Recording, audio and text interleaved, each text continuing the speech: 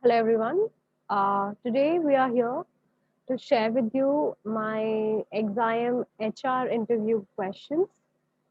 In the last video, we had shared the interview experience of XIM business management interview.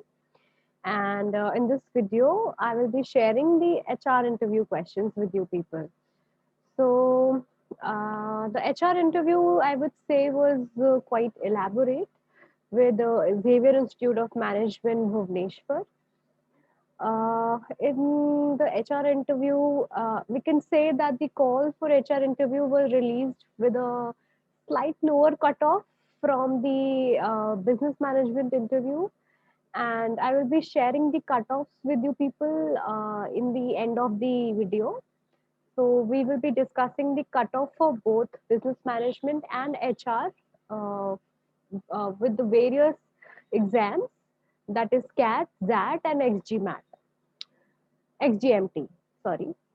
So let's first begin the experience of interview and the questions that were asked from me in the HR interview round. So as the business management interview itself, there was no GD round in HR interview as well, and there was a a pre-filled VAT round that was already there in the during the form filling time. So the question was the same, that why do you want to do XIM MBA with the Xavier Institute of Management Bhubaneshwar, and you had to write a crisp answer within 250 to 300 words. So yes, let's begin the questions for discussing the questions for the HR round. So here you can see that I have made a set of questions that were there in the HR round.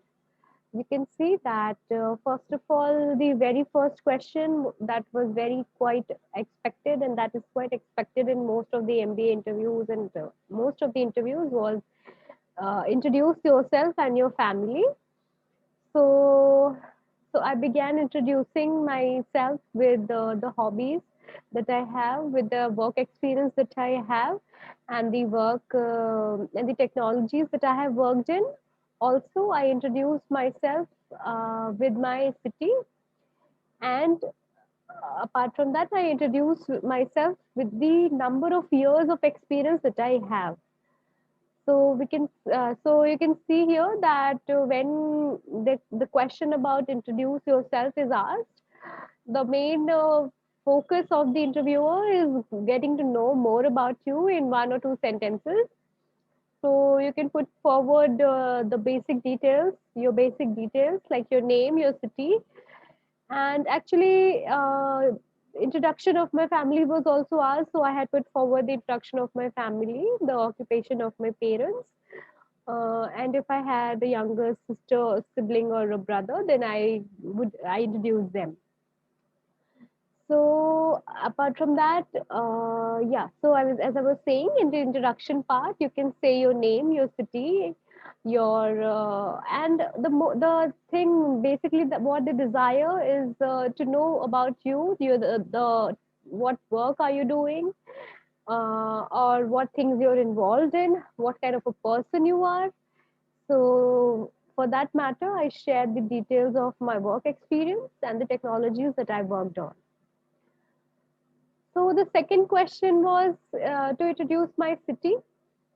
So I live in Varanasi, and I had done my set of research on Varanasi, and I had a set of uh, sentences or proses on Varanasi that I explained to them. And also after the Varanasi set, they asked me basic specific questions on the significance of Sarnath, which is there in Varanasi, and why Sarnath is renowned. So as we all know that Sarnath is the place where Buddha preached his first sermon. So I was able to give the details of Sarnath. So after the details of Sarnath, they asked me a specific question related to Buddhism. that what is the basic fundamental of Buddhism, which is also followed in other religions. So the very first thing that came to my mind was the Dharma Chakra Vihara, which is life is a chakra or a journey of doing, your dharma, and dharma is the only string that connects all the religions. That following the path of dharma is the only should be the sole purpose. And so I said that dharma is the common meeting point of all the religions. uh, so I think they were impressed by the answer, and these were the questions from the first panelist. Now there were no details and deeper questions of my related to my work and the technology that I work on. There was only the introduction part. So next, when the next panelist asked me few questions related to MBA and HR. The first question was, why do you want to do an MBA with HR in HR? And so I think that I had created an answer both for HR and business management, a similar answer. So I answered in my own manner, and I said that for future growth and for increase and for getting managerial roles, I am willing to do an MBA. And as an HR, I will be able to bring about changes, or I would be able to know more about the policies, how HR, human resources all around the world work. So this was my answer. Other than that, the second question that I was put forward was related to my experience. Since I'm working in second company, I had switched the company in October. So the question was related to both my companies, that what is the difference between the HR policies of both these companies, and why do you think that these policies, that there is a difference in these policies? So I gave the answer related to my experience, and I also gave an instance, since they asked me for an instance where they wanted to know how you felt different with with these two companies, and what was different in your experience. So I would also share the experience with you people.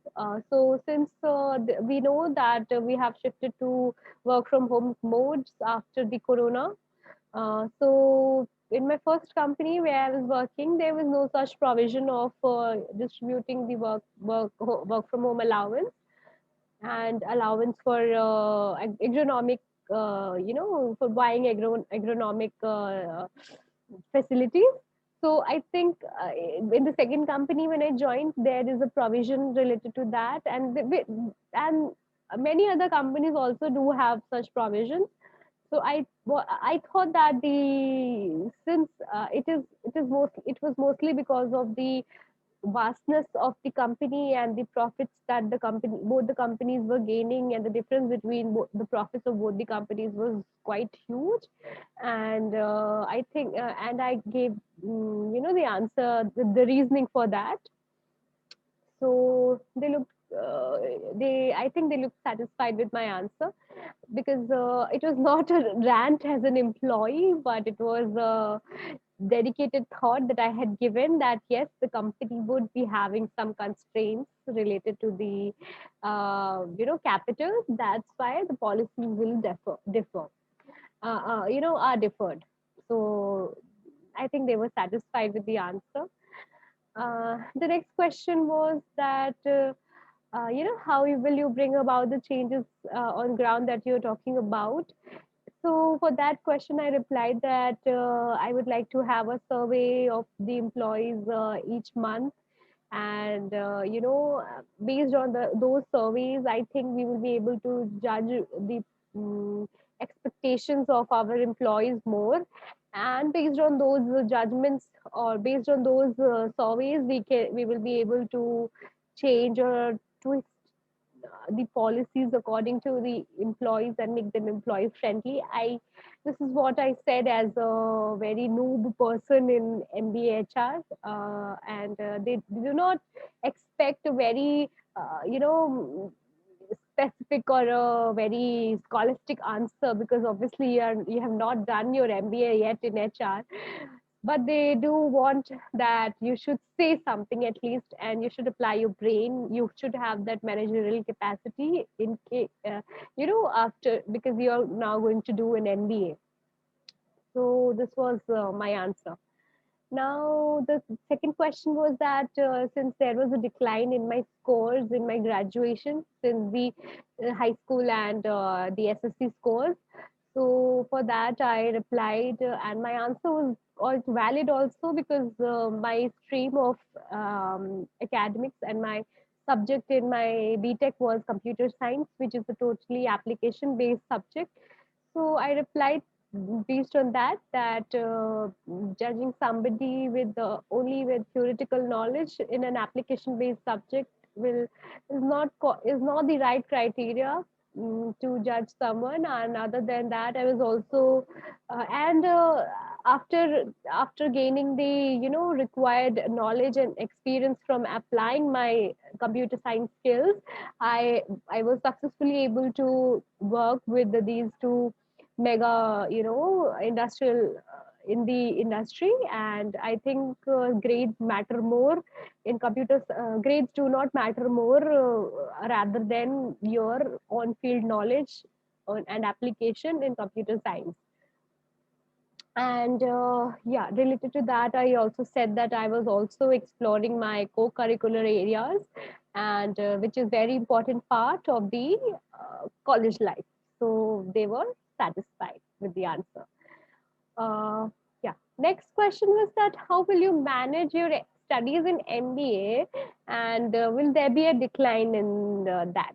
So for that, I replied that yes, sir. Obviously, since MBA is very vast course, and beforehand for a newbie like me in MBA, since I do not have a prior business experience, business academia experience, I will give my fullest to MBA course, and I will gain the knowledge required first, rather than applying it directly on ground, because I am completely new to this subject. So I will give it my fullest. So they were, I think they were satisfied. I think that this was a good answer. Okay, so there was another question related to the recent acquisition of Mindworkzz by L&T Infotech. So it was a quite dynamic acquisition, and also after the acquisition, Mindworkzz has not stopped their operation. It is still working as an individual entity, and LTI is working as a governing body. So I knew this because when L&T was the merger was happening, I was working with L&T Infotech, so we knew the details and everything.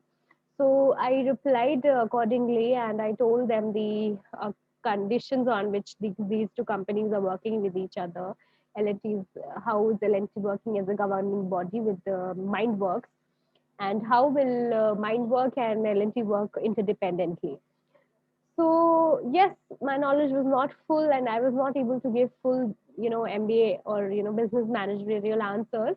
So they asked me to read more about it, and that was quite good, I think. Now, the next question was that what is the difference between the culture of both these companies? So I replied that Mindworkzz was a very, emerging startup, and they had a basic, startup culture. And startup culture, as you all know, is quite ground friendly. You are involved in most of the major works of the company. You see how the company grows when you are in a startup, and so these are the basic differences of a large company and a startup. So I replied that. After that, yeah, they asked me, they gave me a feedback to read more about the case scenarios of these companies, because now I will be I will be a manager, and I should know the basic terms and everything related to these things. So I think the interview went good, and there was a positive response, obviously, and I think that I will be able to convert this. So if you liked the interview and if you want to ask any more questions related to this, please do let me know. Uh, this was the whole interview round, and I think it was quite an elaborate interview. It ran for about 10 minutes, and it was quite good. So let's move ahead to discussing the as we discussed in the beginning to discussing. Let's move to discussing the cutoff scores for both the business management and the HR management of Xavier Institute of Management. So this is the cutoff for XIM, MBA Business Management, and for domicile and for non-domicile, and the cutoffs for XIMB-HRM. So let's check this out. As you can see that for domicile, that is the people of Orissa, the cutoffs are a bit relaxed. Uh, so as you can see that for domicile male, engineering, non-engineering, domicile female, engineering, non-engineering, CAD based, ZAD based, and GMAT based cutoffs are there. Now you can see for male domicile male engineering, you have the CAD based overall cutoff as 81 percentile, and for domicile male non-engineering you have 76 percentile CAD based for non-engineering domicile male. And for engineering domicile male, you have the ZAD based percentile also for with overall 75 percentile in ZAD, and non-engineering male, you have 72 percentile ZAD. And GMAT, you have 75 percentile and 70 percentile for domicile engineering and non-engineering respectively. For domicile female, you can see the cutoffs are a bit more relaxed. I will be sharing this link as well in the video description. You can check this out. Let's check for non-domicile. So for non-domicile, you can see that for non-domicile male engineering, it is 91 percentile in CAT, 88 percentile in ZAT, and GMAT is 85 percentile. And for non-engineering, it is non-engineering male. For non-domicile, it's overall 86 percentile in CAT, 83 percentile in ZAT, and 80 percentile in GMAT. And other than that, for non-domicile female engineering, you have overall 87 percentile in CAT, non-engineering 82. You have an overall of 84 percentile for engineering female, and non-engineering female you have 81 percentile. For GMAT you have 80 percentile and 75 percentile for non-engineering female for non-domicile. Now let's move ahead for HR that we discussed today in this video. These are the details of domicile engineering and non-domicile engineering, non-engineering. So there is no specific male or female based cutoffs in HR. There is only a domicile and a non-domicile and an engineering and a non-engineering based cutoff for MBA-HR. You can check this out. I will be sharing the link in the video. And yeah, do let me know for any questions related to any interviews if you want to know more. So this is all for today's video. Thank you so much, everyone. And see you in the next one. Bye.